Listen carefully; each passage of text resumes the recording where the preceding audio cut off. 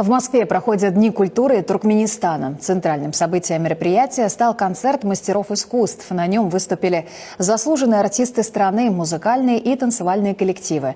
За виртуозным исполнением туркменских мотивов из-за кулис следит мой коллега Лев Бондаренко. Лев, что подготовили для зрителей? В Дни культуры Туркменистана артисты выступают с национальными музыкальными инструментами, а на сцену выходят в традиционных нарядах. И вот один из его неотъемлемых элементов – меховая шапка под названием тельпек. Она сделана из овечьей шерсти и на вид, и на ощупь выглядит, конечно, очень надежной.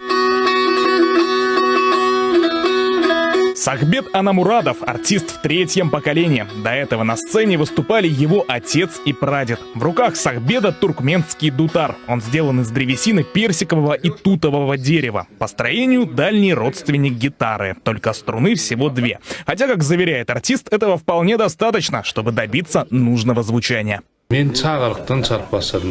Чтобы научиться играть на дутаре, нужно не просто практиковаться. Это должно быть в крови у музыканта. У каждого туркмена в доме должно быть две вещи. Сачак, место, где мы храним хлеб, и дутар.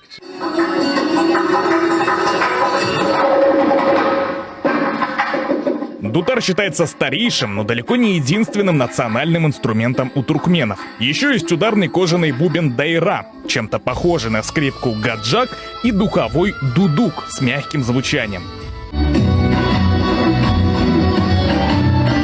Помимо музыки были и фольклорные танцы. На всех исполнительницах праздничные наряды из китыны, особого вида хлопка. Все узоры на одежде вышиты вручную и имеют свои значения. По ним даже можно узнать, из какого человек региона. Украшения же выполнены из чистого серебра и, по поверьям, отгоняют злых духов. Однако, по словам Сильби Юмодовой, ведущей концерта и корреспондента нашего канала, изысканные наряды не главное. Мы в первую очередь привезли сюда теплоту наших сердец.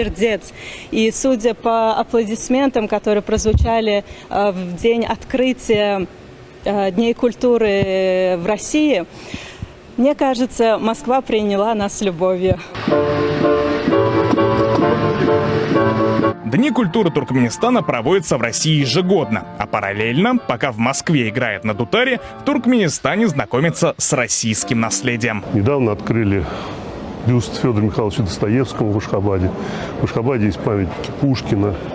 То есть это культурное сотрудничество для Туркменистана, для международной деятельности Туркменистана является одним из приоритетов, безусловно.